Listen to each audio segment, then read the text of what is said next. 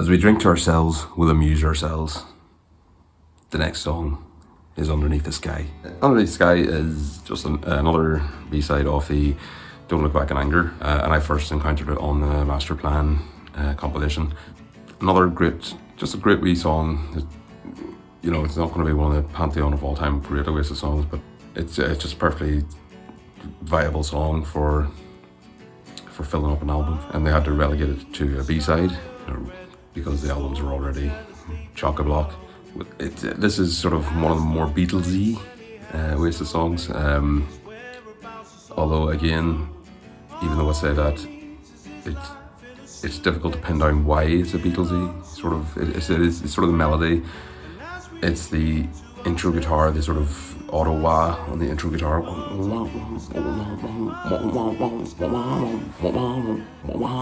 and then it just pulls in with a sort of pretty straightforward acoustic strumming pattern that, you know, could have been George Harrison back in the day. Just very above adequate, I would say, which all sort of filters in and makes a very cohesive whole. Lyrically, it's not among Noel's greatest work, but he does acknowledge within the lyrics themselves that they are just sort of rhyming couplets that don't necessarily make sense. So the line, making a start with a brand new heart, stop me making sense once again, he's just literally putting it out there. This song is just, they're just rhyming couplets that just happen to sort of fit into a rhythmic pattern. I don't think there's any real overall sort of thesis or theme to the song. It's just, he's got some, here's some lines, here's some, maybe some undeveloped ideas he came up with that he just, you know, fit well in this chord pattern. But all we need is our lives in a suitcase, and they belong to a friend of a friend. I mean, it means nothing really. Like the imagery is just, it is just, you know, nonsense really. And I don't think he's that bothered about trying to create something profound within the context of this song. The phrase "underneath the sky," I assume, just means, you know, everybody. That's the whole of humanity, the whole of, you know, the population of the world, and we all sort of have to share this planet. But again, I don't really think he's thinking on that sort of in that sort of terms. Not within this song, anyway. He does have a tendency, or he does have a capacity to think about big ideas and to articulate big ideas within songs. This is an example of it. But having said all that, it all does just work. Even when he is just putting a smorgasbord of just random ideas onto a piece of paper, onto a record, into instrumentation, it does just work. It just works as a perfectly feasible 3.5 minute song. So one of the problems with popular music over the years is that people don't really pay much attention to the lyrics. They love the music, or they love the choruses, or or they're just sitting and listening to the same 12 songs on radio playing throughout the day, and some of them just sort of stick around in your head because they're catchy, without really acknowledging, you know, what the song is about. It's the fact that this song has lyrics that are, you know, not really very nonsensical, if you'd like. I don't think it demeans the song in any way. Not everything has to be gourmet meals and Michelin star restaurants. Sometimes you just want, you know, a nice burger with loads of stuff on it. And this is a perfect example of that it just has all the elements just in the right place at the right proportion, and just makes for a perfect wee song. The big news part of the list, of course, is this is the end now of the sort of classic golden era. So 32 songs we're up to now, and we're at the classic era, and now we'll be going on to the more controversial post What's the Story era, which is where the division comes. So there's actually not many songs on their set list, on their current set list, that are coming from any after this. It's all very front loaded, it's all very top heavy.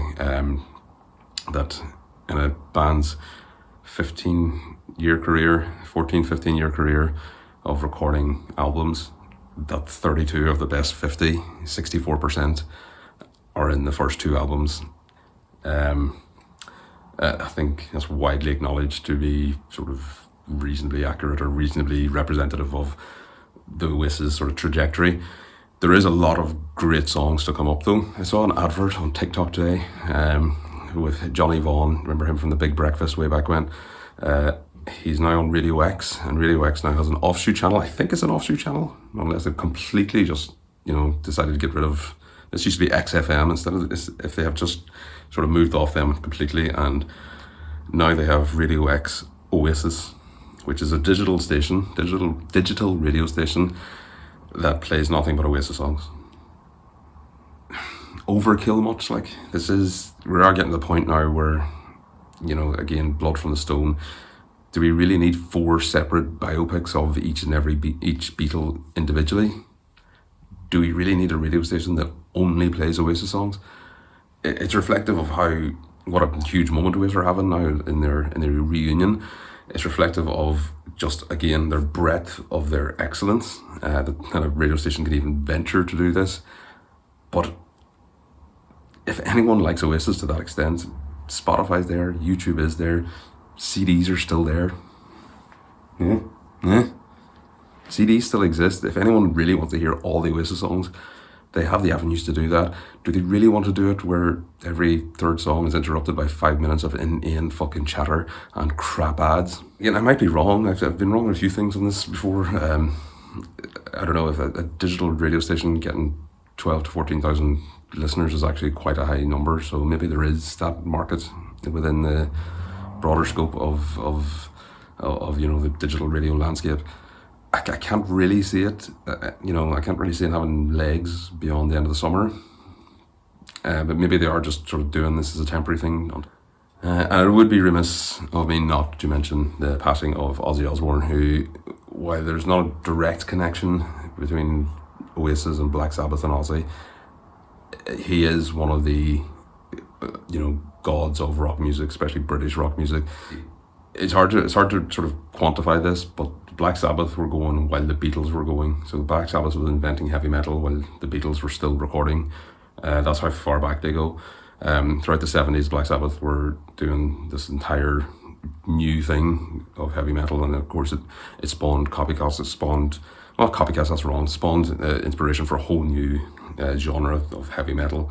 And then when Ozzy went solo, Randy Rhoads took over and effectively sort of crystallized what heavy metal would be then for the next 15 years until Slipknot came out. This really tight guitars, really crunchy riffs, really crunchy, the texture to the sound of the guitar riff, and just virtuosic excellence in his technique, and just coming up with, again, very accessible riffs and very heavy riffs, but also backing that up with monstrous solos that complement the song. And Oasis actually did put a tribute up on their Wembley gig there. They I didn't really see much of it, but they have paid a specific tribute to Ozzy.